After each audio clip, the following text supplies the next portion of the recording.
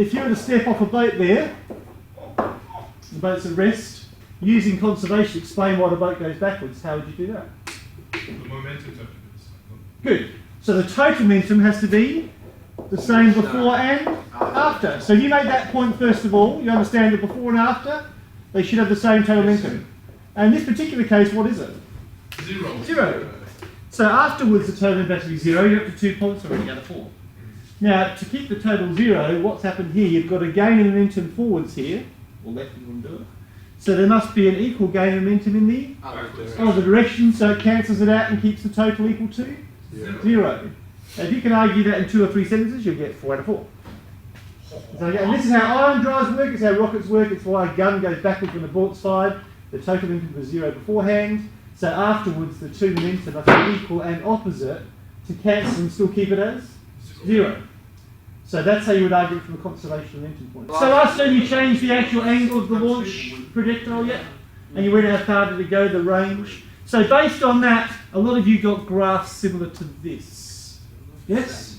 Yeah. So let's look at these graphing skills then. Some key things about this one. So the good points about this graph is it's got a nice simple even scale on there. So it's got a simple even scale. Now when I say simple, they haven't chosen numbers like 7 and 11 or 3 as their numbers to go up by. They've gone up in 10s here. So anything that goes up in 1s or 2s or 5s or 10s, or any multiple of those, 10, 20, 50, 100, would all be okay. I would not be choosing 3s and 6s and 9s and 11s and 7s, and because when you have to plot a point that's actually in between there, like going for 8.5, you're going, where the hell goes? Yes. So make sure it's a simple even scale. So they've done that correctly, that's good, they get a mark for that. They've also got plenty of data points here. So they've actually got 10 data points, which is really good, because it gives you a better sort of reliable line of your line of best fit. So the data points are good there, they've been shown clearly. Often people use crosses if they're doing it by hand. The line of best fit, is that pretty good? Yeah, Yeah, it looks like it's supposed to be curved, so the curve, and they've got an even scatter of data points around the line of best fit. When you look at that, yeah, pretty even, isn't it? It's a pretty good line. It shows the trend of the line of data. So all of those would be good points about this. What is it missing then? An equation. Labels. It's actually missing the labels. A picture. This should have a label on the axis telling you what's going on. So if you add a label to this here, I can't do that one. X and Y axis plot. So when you're doing that one there, I think the bottom one was actually the launch angle, wasn't it, in degrees? Yeah, correct. So you'll put the launch angle in degrees on there. Launch angle in degrees. And just degrees in brackets there. And what was the independent, sorry, the dependent variable? Distance. Good, distance in centimetres. So they get marks of that as well, so don't drop them off here. So simple even scale, nice labels with units, do a nice trend line. Don't forget some of the trend lines will not be curves, they'll be straight lines either through the origin or they'll be missing the origin. If you got that, could you do a conclusion of what that's doing there? Yeah. You talk about the fact that between 0 and about 45 roughly, as the launch angle increases, the range increases. It peaks there at 45. Past 45? It decreases, yeah. So you could do a couple of sentences as a conclusion. If you get a graph that's like this, though, you would talk about the two quantities being? Linearly. No. If you go straight lines through the origin? Proportional. Yeah, they're directly proportional. That one is directly proportional, this one is quantity. So keep an eye for that.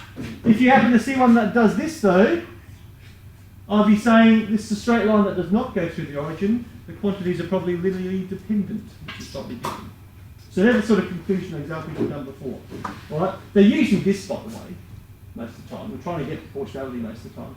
This can sometimes be due to a systematic error, yeah, where it's been shifted up off way from the origin. In this case here, if you look at this, are there errors involved in this one? That's not sure what I'm done with that. What are the errors involved in this particular practical thing? If you're looking at this as a conclusion, what possible errors do you think have occurred here? Are there any random errors? Yes. How can you tell?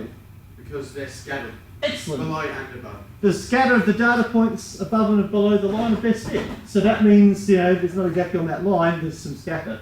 It's quite reasonable, by the way, there's a fair bit of distance there. I'd like the scatter to be less than that. So how could you improve the experiment to reduce the scatter and the size of the random errors? Repeating average. Yeah, repeating average, yeah. Okay, so you're repeating average experiment to try and reduce that scatter there. Does this indicate anything to you here? Yeah. What? Where do you think it should go through? With the launch angle 0, how far do you reckon it should go? 0. It shouldn't go anywhere. It's like that, it's on the ground already.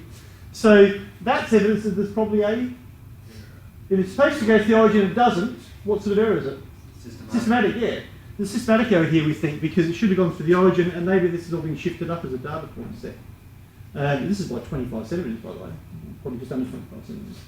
So what could have caused that systematic error? Was the launch angle, sorry, the launcher at desk height when it ball released the ball? No. No, where was it? it? Here. Yeah. If you actually measure it, it's about this far off the ground, off the tabletop when it launches it. So if you go and flatten that out to 0, will you get a range? Yeah. Yeah, should you? No. No. So I don't know what you can do about that apart from like how going that thing down so that it does lead to the lot. Go there with a table here, do it there. You could do that somehow with a clamp and maybe a retort stand.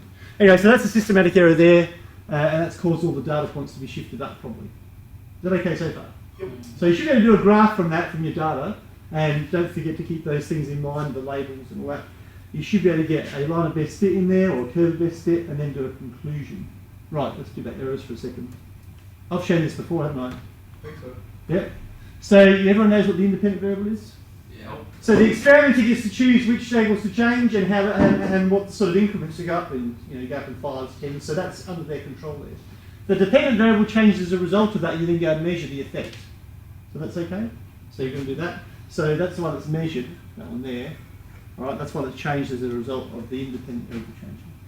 The controlling variables, you should describe things that could affect the result of the range that you need to take into account and try and control.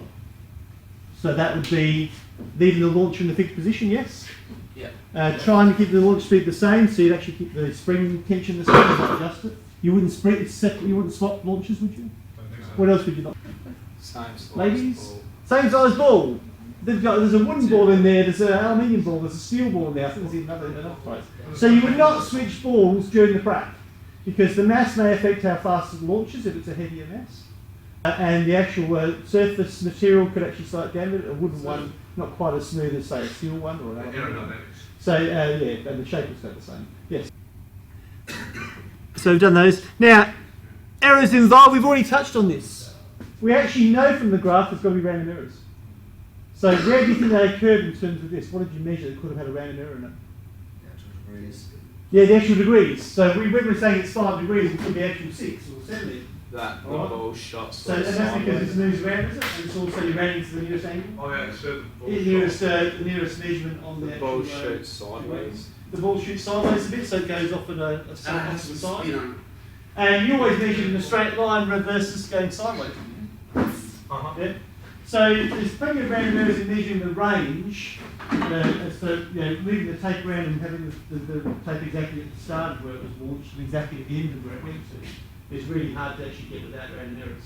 And that you get out of the line stop. And don't forget that the launcher moves while it's actually being launched. So that's like averaging for that and repeating. You would also want to get more data points, so you would try and do more angles at a bigger range. That graph has a weakness in it. Okay? Look at that graph there. What would we have liked to have here to sort of finish this off? Like, what is the practice? Like a title. You were doing Whole the, graph. oh yeah, you should have a title to this graph, yes? Yeah. Range versus, so you're talking about angle of launch versus the range, but what's the matter with this graph at this end here? Stop. Do we know what happens past 70? No. Should we know what happens past 70? No. Yeah. If I was repeating this experiment trying to improve my results, I would do more data points in here, finding what's going on around here, where the exact top is, so maybe do some more in here. You could have them closer together and do more increments there, closer together. But you could also go and have a bigger range of angles and actually test past 70. Because then you'll know, does it come back to the ground at about 90 or is it 100 or where do you expect it to come back to? 90, yeah. So you would do more. So virtually any experiment could be improved by doing more data points, by collecting data at smaller incremental steps or with a bigger range of values. It makes it more reliable, you can see more points in the graph. Is that all right? How do you improve systematic errors? Where they consistently raise the values or consistently lower? Identify the error. Yeah, and trying to move it. So if you identified the fact that you were measuring from the front of the launcher, but the ball was released in 5 centimetres behind that, you would start with the tape measure further back, wouldn't you? That's one way to improve it. Or you would replace the equipment if it's something like a 0 on your ammeter or uncalibrated equipment. You would repeat and try to get into different equipment or different sort of measurements. Is that okay? So you've got errors, you've got improvements, you've got conclusions, you've got to be able to do a graph, and that's about it, I think. So they're the key things to remember that I haven't sort of probably covered since last term.